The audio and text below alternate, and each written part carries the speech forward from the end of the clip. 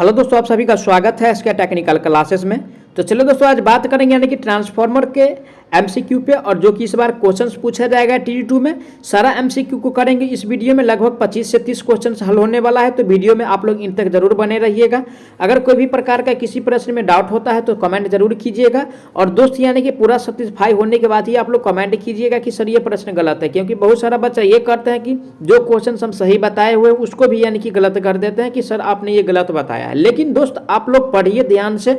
ये नहीं कह रहा हूँ कि कमेंट आप लोग नहीं कीजिए, कमेंट कीजिए, लेकिन वही प्रश्न पे कीजिए जो जिसमें यानी कि ज्यादा डाउट है। ठीक है, तो चलिए आज का सबसे पहला प्रश्न से स्टार्ट करते हैं। आज का सबसे पहला प्रश्न दिया है स्वपरिणामित्र में होता है। ठीक है, यानी कि ऑटो ट्रांसफार्मर में क्या होता है वो हमको बताना है। कौन सा?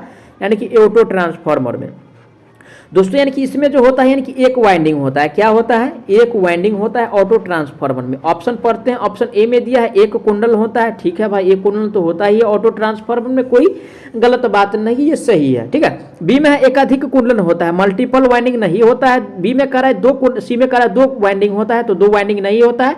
डी में कह रहा है इनमें से कोई नहीं। लेकिन ये जो ऑप्शन ए दिया है एक वाइंडिंग, ये सही है। तो राइट आंसर आपको यानी कि सही वाला पहचाना है, तो ऑप्शन नंबर इसका ए सही हो जाएगा। अब चलिए आज का अगला प्रश्न दिया निम्नलिखित में से किसे नो लोड की स्थिति में नगण्य किया जा सकता है। यानी कि नो लोड की स्थिति में कह रहा है नगण्य किसको कर सकते हैं वो हमको बताना है। तो दोस्तों यानी कि नो लोड की स्थिति में जो नगण्य करते हैं कॉपर लॉस को करते हैं। किसको? यानी कि कॉपर लॉस को करा जाता है, यानी कि कॉपर को करा जाता है। ऑप्शन नंबर किस में दिया है? कॉपर। ऑप्शन नंबर डी में दिया है। राइट आंसर की बात किया जाए तो ऑप्शन डी सही हो जाएगा। अब चलिए आज का अगला प्रश्न दिया परिणामित्र के कार्य करने का सिद्धांत है। यानी कि परिणामित्र जो कार्य करता है वो किस पे करता है वो हमको बताना है। कौन सा पूछ रहा है? यानी कि ट्रांसफार्मर पूछ रहा है दोस्तों। यानी कि ट्रांसफार्मर जो कार्य करता है, ट्रांसफार्मर जो कार्य करता है यानी कि म्यूचुअल इंडक्शन पे काम करता है। किस पे काम करता है? यानी कि म्यूचुअल इंडक्शन पे काम करता है। ऑप्शन नंबर किस में दिया है? यानी कि म्यूचुअल इंडक्शन। तो ऑप्शन नंबर जो दिया है ए में कह रहा है यानी कि चुंबकीय प्रेरण, इस पे नहीं काम करता है। बी में है म्यूचुअल इंडक्शन। राइट आंसर की बात किया जाए तो ऑप्शन नंबर बी सही हो जाएगा। अब चलिए अगला प्रश्न दिया अष्टेय हानि का योग होता है। यानी कि अष्टेय हानि जो होता है उसका योग क्या है वो हमको बताना है। तो देखिए दोस्तों, ये जो होता है यानी कि लौह हानि और यांत्रिक हानि के को ही यानी कि अष्टेय हानि कहा जाता है। कौन सा हानि? यानी कि लौह हानि और प्लस में यानी कि यांत्रिक हानि। ठीक है, लौह हानि और प्लस में यांत्रिक हानि, और बराबर जो होता है दोस्तों यानी कि अष्टेय हानि होता है। क्या होता है?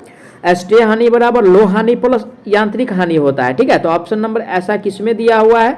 तो ऑप्शन ए में कह रहा है लौह हानि और आंतरिक हानि। ठीक है भाई, ठीक है, क्या कह रहा है दोस्तों? ऑप्शन ए में लौह हानि और आंतरिक हानि ठीक है। बी में है तांबा हानि और लौह हानि, ये तो नहीं है। सी में तांबा और यांत्रिक हानि, ये भी नहीं है। राइट आंसर जो दिया है दोस्तों ऑप्शन नंबर ए में दिया है। करेक्ट आंसर की बात किया जाए तो ऑप्शन नंबर ए सही हो जाएगा। अब चलिए आज का अगला प्रश्न दिया है परिणामित्र की रेटिंग क्या है। किसका पूछ रहा है? यानी कि ट्रांसफार्मर का पूछ रहा है दोस्तों। यानी कि ट्रांसफार्मर का रेटिंग हमको बताना है। ठीक है, किसका रेटिंग बताना है दोस्तों? यानी कि ट्रांसफार्मर का। तो दोस्तों यानी कि ट्रांसफार्मर का रेटिंग जो होता है यानी कि केवीए होता है। क्या होता है? केवीए होता है। कहीं कहीं आप लोग यानी कि एमवीए भी देखे होंगे। ठीक है, क्या? एमवीए। ठीक है, एमवीए तो अकॉर्डिंग टू ऑप्शन के हिसाब से ठीक करना है, और कभी कभी यानी कि VA भी यानी कि देखे होंगे। ठीक है, तो यानी कि रेटिंग के हिसाब से ये यानी कि होता है, लेकिन ज़्यादातर एग्जाम में आपको इस प्रकार से देखने को मिलेगा यानी कि KVA। ठीक है, क्वेश्चन से अगर घुमाएगा तभी ये दोनों पूछ सकता है। तो राइट आंसर की बात किया जाए KVA ऑप्शन नंबर किस में दिया है? ऑप्शन ए में दिया है। Right answer option number A सही हो जाएगा। अब चलिए आज का अगला प्रश्न दिया है तंडिक चालक की स्थिति किसके नज़दीक होनी चाहिए। यानी कि तंडिक चालक जो है किसके नज़दीक होना चाहिए वो हमको बताना है। कौन सा? यानी कि तंडिक चालक। तो दोस्तों यानी कि तंडिक चालक जो नज़दीक होना चाहिए वो यानी कि ट्रांसफार्मर के नज़दीक होना चाहिए। किसके? यानी कि ट्रांसफार्मर के यानी कि नज़दीक एक अत्यंत जरूरी है कि वो होना चाहिए। ऑप्शन किस में दिया है? ट्रांसफार्मर। ऑप्शन ए में है जनरेटर, तो जनरेटर के नज़दीक नहीं, नहीं बस बार के नज़दीक, नहीं सर्किट ब्रेकर के नज़दीक। दोस्तों ये जो होना चाहिए यानी कि ट्रांसफार्मर के नज़दीक। ऑप्शन किस में दिया है? डी में दिया है। राइट आंसर डी हो जाएगा। अब चलिए अगला प्रश्न दिया है परिणामित्र के कोर को लेमिनेट किसे कम करने के लिए किया जाता है। ठीक है, तो जो लेमिनेट किया जाता है क्या? यानी कि लेमिनेट। ठीक है, और दोस्तों यानी कि लेमिनेटेड जो करते हैं वो यानी कि ईडी लॉस को कम करने के लिए। कौन सा लॉस को? ईडी लॉस को यानी कि कम करने के लिए इसको लेमिनेट किया जाता है। ऑप्शन किस में दिया है? Eddy loss. Option number B में दिया हुआ है eddy current loss. Right answer की बात किया जाए तो बी सही हो जाएगा। अब चलिए अगला प्रश्न है, एक वेल्डिंग में डैश परिणामित्र का प्रयोग किया जाता है, किसमें कह रहा है दोस्तों, यानी कि वेल्डिंग में कह रहा है, किसमें, यानी कि वेल्डिंग में कह रहा है, ठीक है।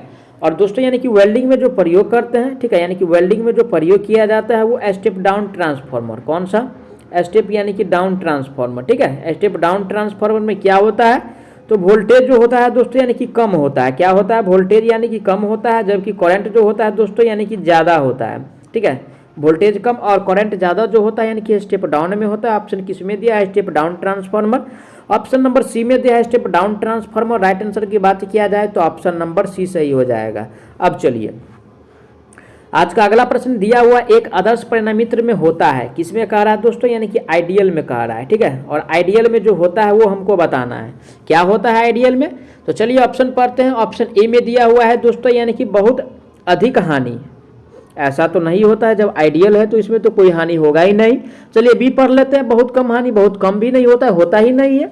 सी में दिया यानी कि सामान्य हानि भी नहीं होता है। तो राइट आंसर जो होगा दोस्तों यानी कि कोई हानि ही नहीं होता है। तो correct answer on this question is D. अब चलिए आज का अगला प्रश्न दिया हुआ है परिणामित्र में हिस्टेसिस हानि निर्भर करता है, यानी कि हिस्टेसिस हानि जो निर्भर करता है किस पे निर्भर करता है वो हमको बताना है। कौन सा हानि दोस्तों, तो हिस्टेसिस हानि। और दोस्तों यानी कि हिस्टेसिस हानि जो निर्भर करता है यानी कि फ्रीक्वेंसी पे निर्भर करता है, किस पे, यानी कि फ्रीक्वेंसी पे निर्भर करता है। क्योंकि दोस्तों यानी कि इसका जो फार्मूला होता है, ठीक है, यानी कि ईटा बी मैक्स, ठीक है, और पावर में 1.6 यानी कि वोल्ट एफ होता है, क्या होता है, एफ वी होता है, ठीक है। तो ये यानी कि हिस्टेसिस का फॉर्मूला है, कभी कभी एग्जाम में आपको ये देखने को जरूर मिलेगा, ठीक है ना। तो राइट आंसर जो होगा दोस्तों यानी कि फ्रीक्वेंसी पे, तो ऑप्शन नंबर किस में दिया, ए में दिया है। करेक्ट आंसर ए सही हो जाएगा। अब चलिए आज का अगला प्रश्न दिया निम्न में से कौन सी हानि परिणामित्र की स्थिर हानि है, यानी कि स्थिर हानि जो है कौन सा है, यानी कि स्थिर हानि किसको यानी कि जाना जाता है वो हमको बताना है। तो दोस्तों यानी कि स्थिर हानि जो होता है यानी कि कोर लॉस, ठीक है, यानी कि कोर लॉस है जो यानी कि इसको स्थिर हानि के नाम से जाना जाएगा। तो ऑप्शन नंबर किस में दिया है, core loss. Option number B में दिया हुआ है। राइट आंसर यानी कि बी सही हो जाएगा।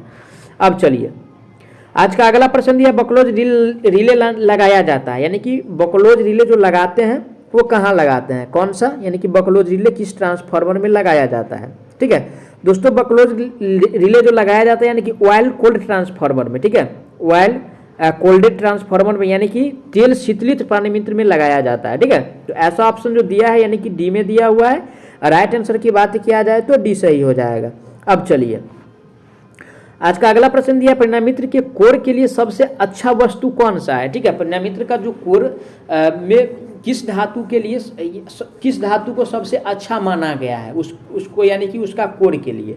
तो दोस्तों यानी कि कोर के लिए जो सबसे अच्छा धातु है उसको यानी कि सॉफ्ट आयरन को माना गया है, किसको, यानी कि सॉफ्ट आयरन को माना गया है कोर के लिए। तो ऑप्शन नंबर किस में दिया है, सॉफ्ट आयरन।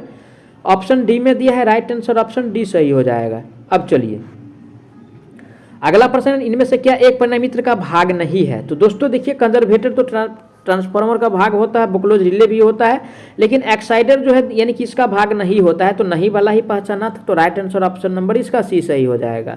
अब चलिए आज का अगला प्रश्न दिया है परिणामित्र जोड़े जाते हैं, ठीक है। ट्रांसफार्मर जो जोड़ा जाता है दोस्तों वो पैरेलल में जोड़ा जाता है, किस में, यानी कि पैरेलल में जोड़ा जाता है, यानी कि समानांतर में जोड़ा जाता है। ऑप्शन किस में दिया है, समानांतर क्रम।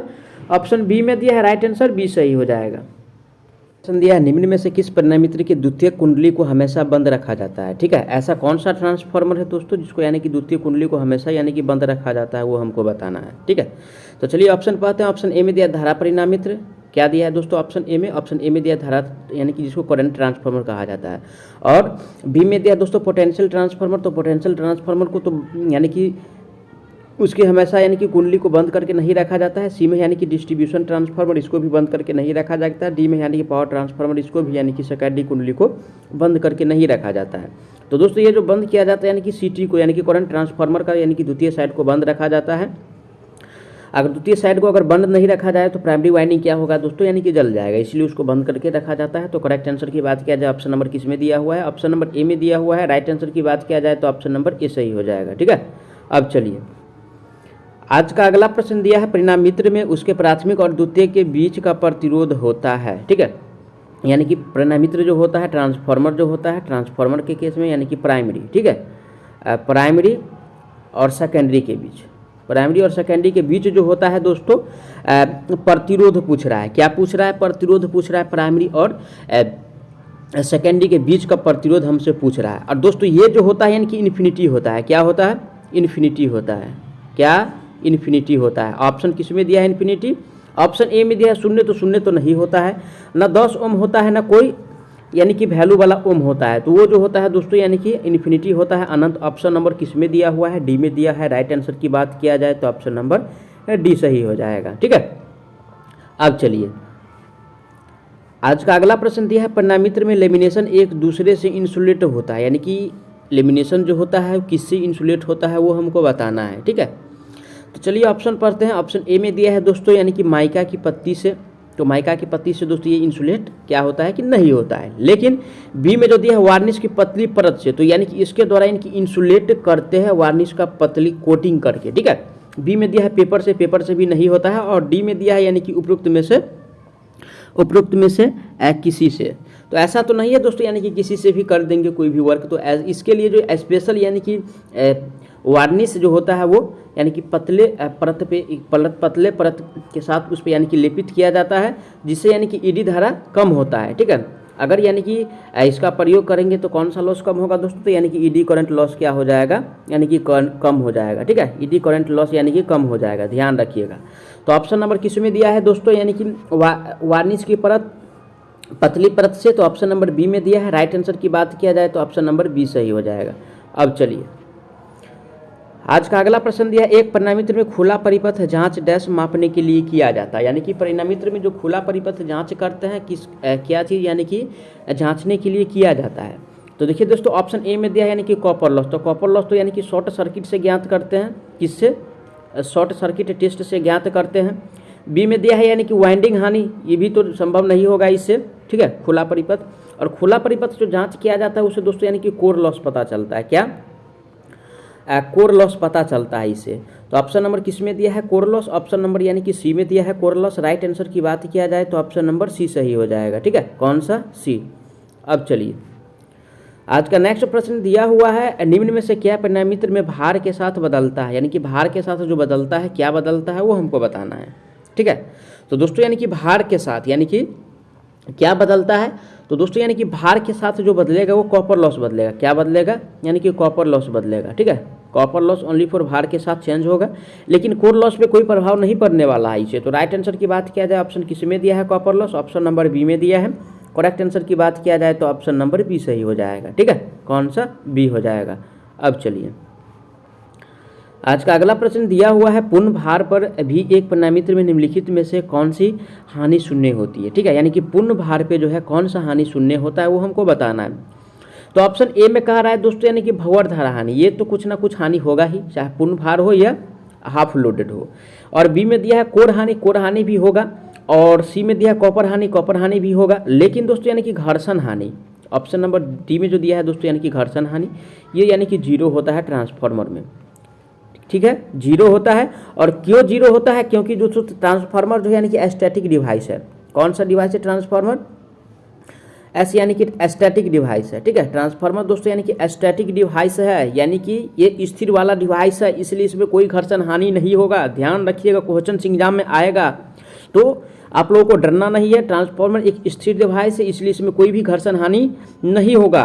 ठीक है, तो इसलिए करेक्ट आंसर दोस्तों इसका ऑप्शन डी सही हो जाएगा। ठीक है, अब चलिए आज का नेक्स्ट प्रश्न दिया हुआ है एक परिणामित्र में चुंबकीय फ्लक्स का मार्ग होना चाहिए, यानी कि एक परिणामित्र में जो चुंबकीय फ्लक्स है उसका मान होना चाहिए, वो कैसा होना चाहिए वो हमको बताना है। तो देखिए दोस्तों ऑप्शन ए में कह रहा है यानी कि कम प्रतिरोध, तो कम प्रतिरोध वाला तो नहीं होना चाहिए दोस्तों, ये जो होना चाहिए यानी कि लो रिलेक्टेंस वाला होना चाहिए। क्या? रिलेक्टेंस वाला होना चाहिए। ऑप्शन किस में दिया है? लो रिलेक्टेंस वाला। तो ऑप्शन नंबर बी में दिया है। राइट आंसर दोस्तों ऑप्शन बी सही हो जाएगा। कौन सा? बी हो जाएगा। अब चलिए आज का अगला प्रश्न पे चलते हैं। आज का अगला प्रश्न दिया हुआ है एक ऑटो परिणामित्र का उपयोग किया जाता है, यानी कि ऑटो ट्रांसफार्मर जो है उसको कहाँ उपयोग करते हैं वो हमको बताना है। किसका दोस्तों? यानी कि ऑटो ट्रांसफार्मर का। ठीक है, किसका कह रहा है दोस्तों? ऑटो ट्रांसफार्मर का। तो चलिए ऑप्शन पढ़ते हैं। ऑप्शन ए में दिया है यानी कि ऊंचाई यंत्र के रूप में, तो ऊंचाई यंत्र के रूप में इसका प्रयोग नहीं करते हैं और नहीं स्टेप डाउन के रूप में करते हैं। दोस्तों इसका जो प्रयोग किया जाता है यानी कि दोनों के लिए किया जाता है, ठीक है, ऊंचाई के लिए भी यानी कि स्टेप अप के लिए और स्टेप डाउन के लिए इसका प्रयोग करते हैं। तो राइट आंसर ऑप्शन किस में दिया हुआ है, ऑप्शन नंबर सी में दिया है। करेक्ट आंसर की बात किया जाए तो ऑप्शन नंबर सी सही हो जाएगा। मैं आशा करता हूं दोस्त आप लोग सारा प्रश्न को बारीकी से अच्छा से समझे होंगे। अगर कोई भी प्रश्न में किसी प्रकार का डाउट रहता है तो उसके लिए कमेंट जरूर कीजिए, ठीक है। और साथ ही साथ अगर आप लोग नए हैं तो चैनल को जरूर सब्सक्राइब कीजिएगा, वीडियो को जरूर शेयर कीजिए, ठीक है।